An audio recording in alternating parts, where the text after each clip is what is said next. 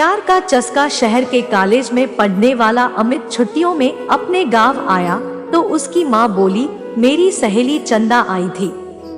वह और उसकी बेटी रंभा तुझे बहुत याद कर रही थी।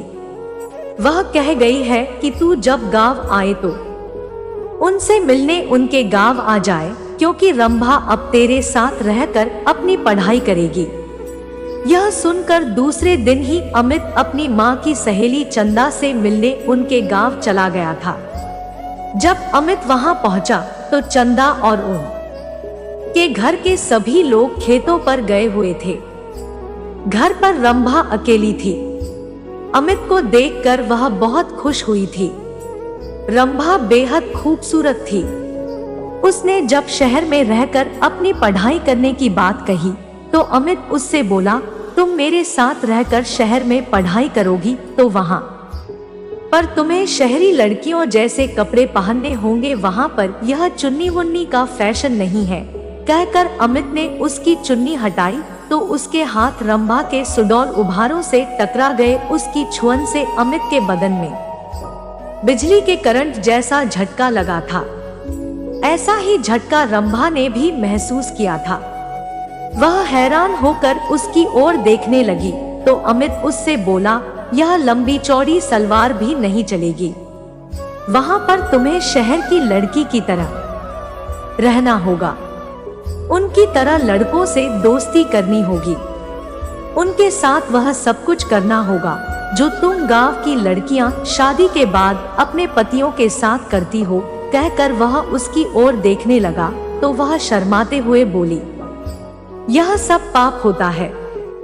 अगर तुम इस पाप पुण्य के चक्कर में फंस कर यह सब नहीं कर सकोगी तो अपने इस गांव में ही चौका चूल्हे के कामों को करते हुए अपनी जिंदगी बिता दोगी। कहकर वह उसकी ओर देखते हुए बोला, तुम खूबसूरत हो। शहर में पढ़ाई करके जिंदगी के मजे लेना। इसके बाद अमित उसके नाजुक अंगों को बार बार छूने लगा।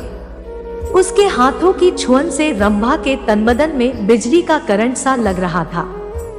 वह जोश में आने लगी थी। रंभा के माँ बाप खेतों से शाम को ही घर आते थे, इसलिए उन्हें किसी के आने का डर भी नहीं था।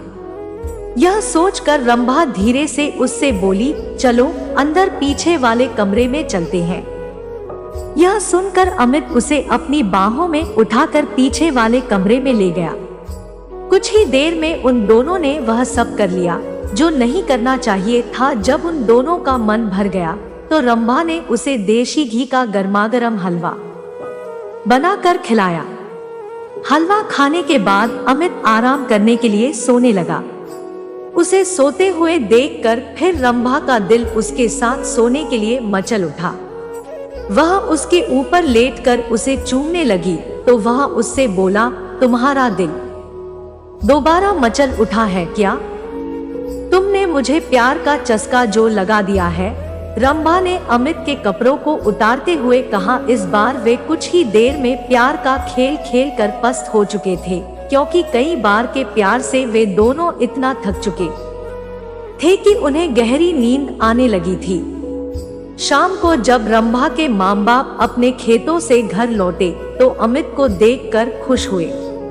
रंभा भी उसकी तारीफ करते नहीं थक रही थी। वह अपने माँ बाप से बोली, अब मैं अमित के साथ रहकर ही शहर में अपनी पढ़ाई पूरी करूंगी। यह सुनकर उसके पिताजी बोले, तुम कल ही इसके साथ शहर चली जाओ। वहां पर खूब दिल लगाकर पढ़ाई करो। जब तुम कुछ पढ़ लिख जाओगी तो तुम्हें कोई अच्छी सी नौकरी मिल जाएगी, तुम्हारी जिंदगी बन जाएगी। फिर किसी अच्छे घर में इसकी शादी कर देंगे।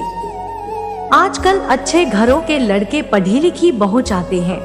रंभा की माँ ने कहा तो अमित बोला, मैं दिन रात इसे पढ़ाकर इतना ज्यादा होशियार बना दूंगा कि फिर यह अच्छे अच्छे पढ़े लिखों पर भारी पड़ जाएगी।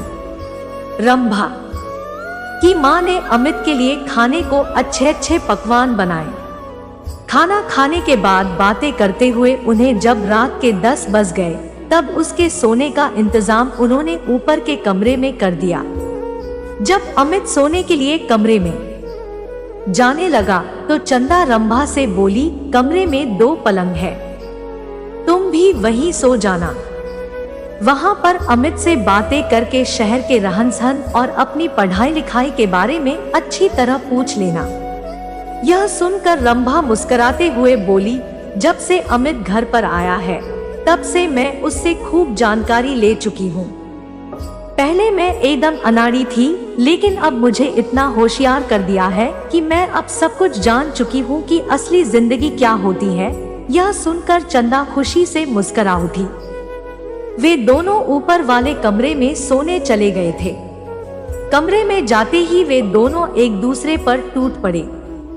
शहर में आकर अमित ने रंभा के लिए नए नए फैशन के कपड़े खरीद दिए, जिन्हें पहनकर वह एकदम फिल्म हीरोइन जैसी फैशनेबल हो गई थी। अमित ने एक कॉलेज में उसका एडमिशन भी करा दिया था। जब उनके कॉलेज खुले तो अमित ने अपने कई अमीर दोस्तों से उसकी दोस्ती करा दी, तो रंभा ने भी अपनी कई सहेलियों से अमित की दोस्ती करा दी। गांव की सीधी सादी रंभा शहर की जिंदगी में ऐसी रम गई थी कि दिन में अपनी पढ़ाई और रात में अमित और उसके दोस्तों के साथ खूब मौज मस्ती करती थी। जब रंभा शहर से दूसरी लड़कियों की तरह बनसंवर कर अपने गांव जाती, तब सभी लोग उसे देखकर हैरान रह जाते थे।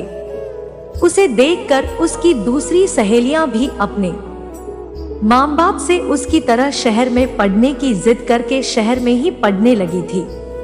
अब अमित उसकी गांव की सहेलियों के साथ भी मौज मस्ती करने लगा था। उसने रंभा की तरह उनको भी प्यार का चस्का जो लगा दिया था।